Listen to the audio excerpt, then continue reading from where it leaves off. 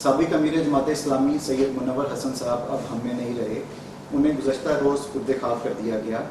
उनके करीबी साथी फरीद अहमद प्राचा साहब हमारे साथ मौजूद हैं। उनकी ज़िंदगी के मुतालिक उनसे गुफ्तगू करते हैं। फरीद प्राचा साहब, आपका बड़ा लंबा अरसा जो है वो ताल्लुक़ रहा सैयद मुनव्वर हसन मरहूम से।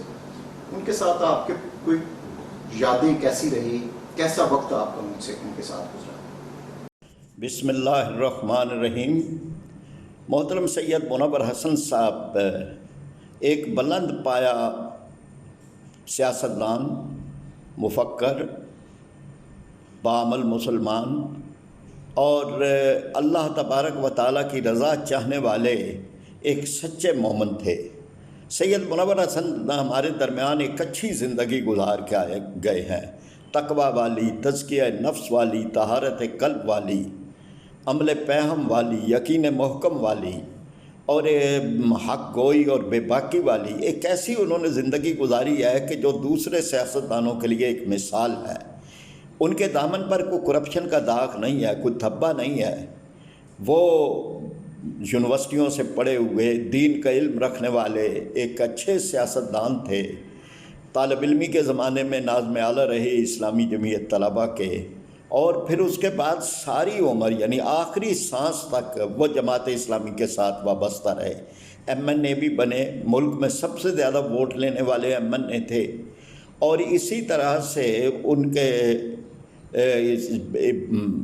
दामन पे अल्लाह का करम है कि बहुत ज़्यादा अल्लाह ताला ने उन पर अपनी मेहरबानियाँ की हैं और करम नवाजियाँ की हैं।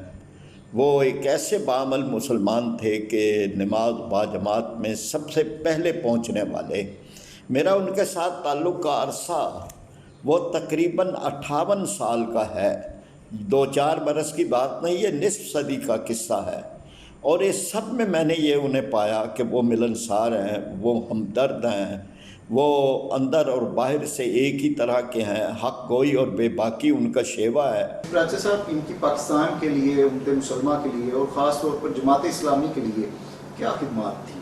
उन्होंने जो कुछ हमारी कौमी सियासत को दिया है उसमें एक तो करैक्टर की और किरदार की सियासत है, दूसरा करप्शन फ्री पॉलिटिक्स है, तीसरा गो अमरीका गो, और उसके बारे में भी बड़ा एक उनका जज्बा था कि हमारे इदारों को और हमारी पूरी सियासत को खारजी और बैरूनी दबाव से आज़ाद होना चाहिए।